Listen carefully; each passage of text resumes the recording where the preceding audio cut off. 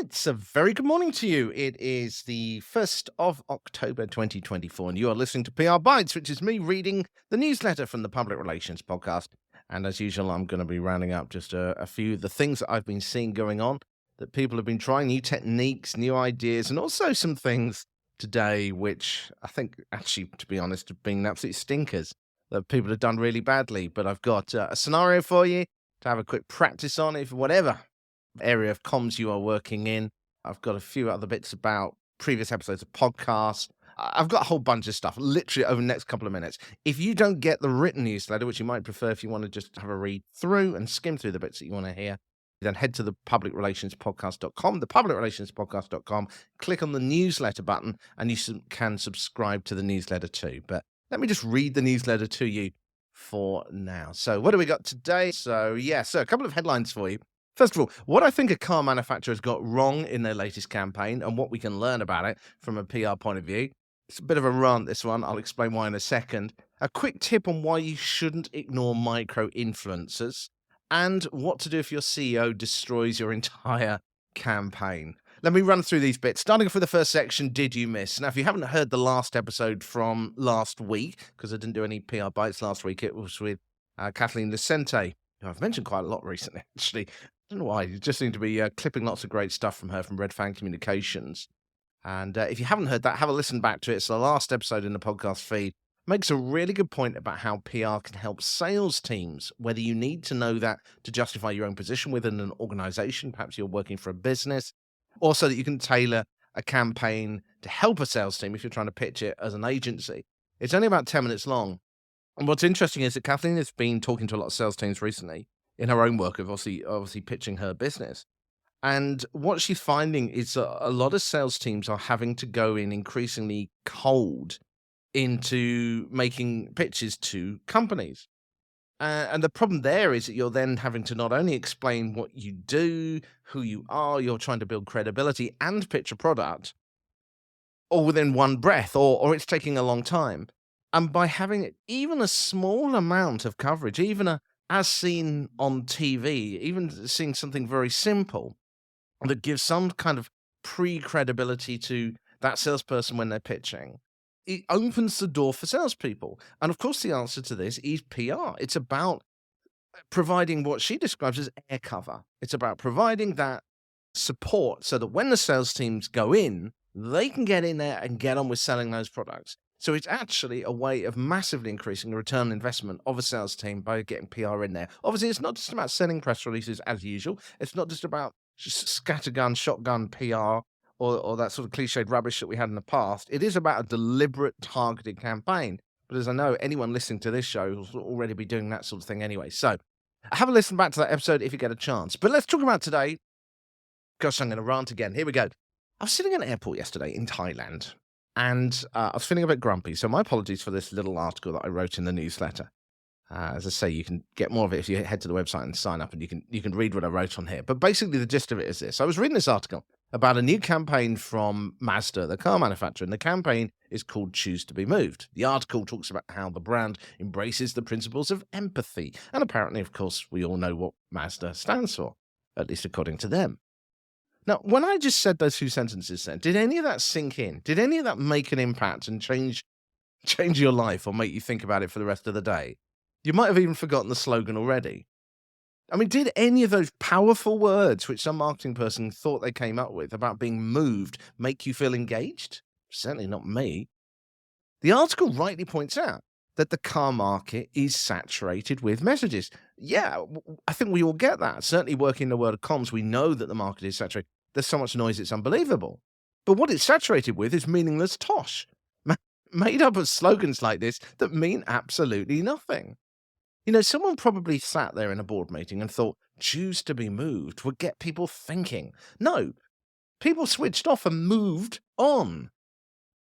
You know, with my former news editor's head on, and I'm sure with your experience as a comms person, we know that people, and indeed ourselves, we're not going to waste our time trying to work out what someone else wants us to think about. If it doesn't resonate with us, we're not going to put the mental energy into interpreting it.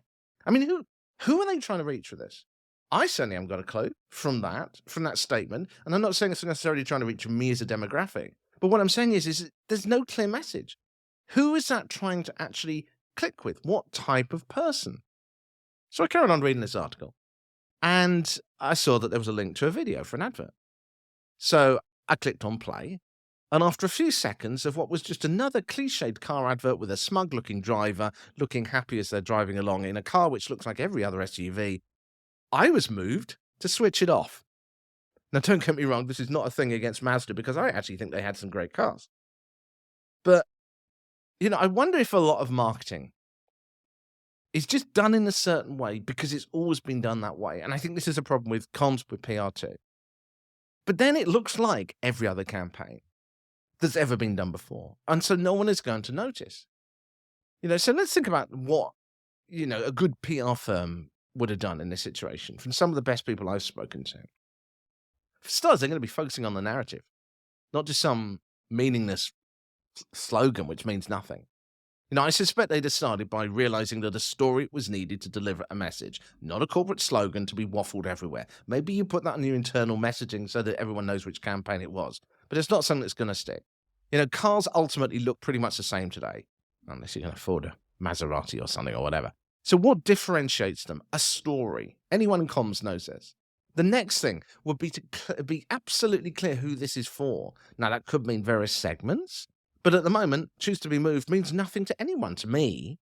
So what story is going to resonate with me?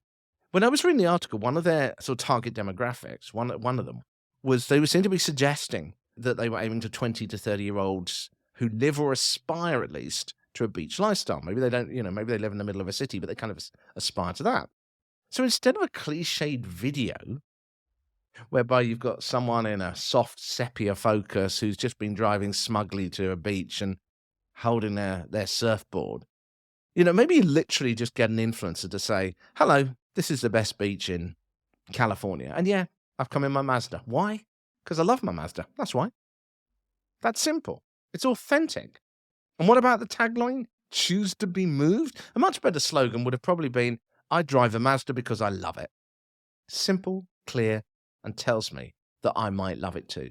And it's authentic. I mean, I'm sure you've got your own views on what a better tagline would be, but you get my point. Choose to be moved to me means nothing.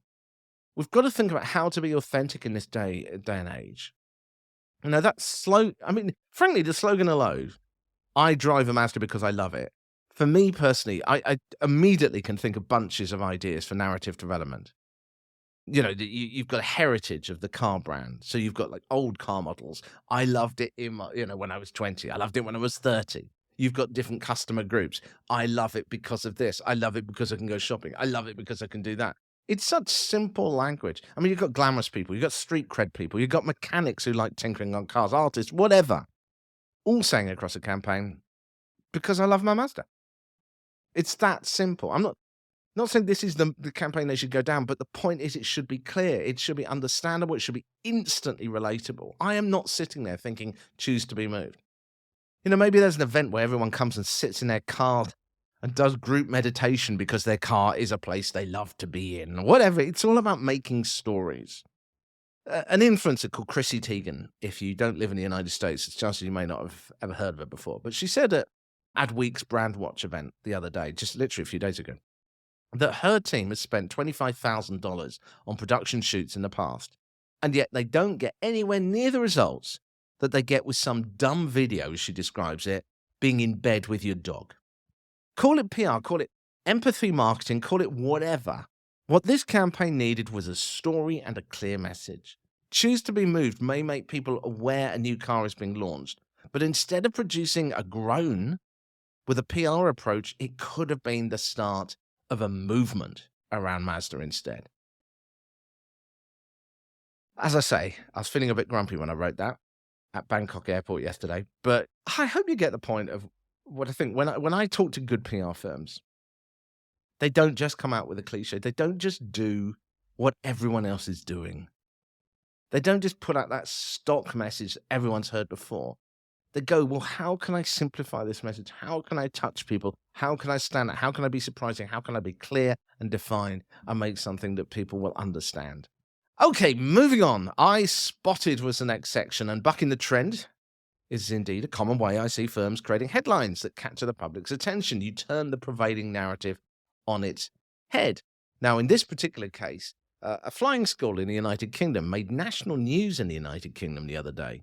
And flying schools very rarely do this. And I'm talking about not talking about commercial jet flying. I'm talking about small little aircraft. And the way it did it, the way it got national coverage was because it billed itself as the UK's first fossil fuel free flying school. Trying saying that after a few beers. First fossil fuel free flying school. Anyway, I'm curious about how they got the coverage on this. Because as an electric light aircraft, these aren't new. They've actually been around for a few years. Yeah, and I'm talking about these, two-person planes that you see flying around. So electric aircraft, they've been around for a bit. But whatever the hook was, why they got this coverage now, maybe this has been sitting around for a while, maybe some reporter had done it, they've been sitting in the can waiting for the right moment, but whatever. The fact that they could say that they were the first fossil fuel-free flying school was a good hook that gave it the opportunity to get the coverage. And there they were, one small flying school in one small part of Britain getting national coverage as a result. The prevailing narrative here, of course, is that aircraft guzzle fuel, and many of the older ones certainly do. And this reverses that narrative, so it gave it a good little hook. Couple more sections to go, and we're done. A tip from a guest. Here's a tip from the recording of one of the episodes of Comms Question Time. More on that coming up soon. If you don't know about it, it's a whole new spin-off show whereby some of the top people I talk to actually answer questions from businesses about how to solve their PR problems and conundrums. But anyway, the tip was this. Don't just automatically go for well-known influencers. Partner with lesser-known, yet highly credible figures, so people with real authenticity who get real engagement, within niche communities who aren't seen as influencers. If they use the word influencer in their profile, then these are not the sort of people you're looking for. You're looking for people who are genuinely influential, not who think they are. Because these hidden champions can introduce your message in a far more organic, far more authentic way, avoiding the skepticism associated with typical influencer marketing. So look for those smaller micro-influencers that are influencers but don't say they are or don't identify as that. They're just genuinely influential. Two more sections to go. It's getting a client or a new boss section. And this was a tip someone I was chatting to the other day reminded me of, and that is to actually do what you know works. Now, this may sound blindingly obvious, but I mean actually do it.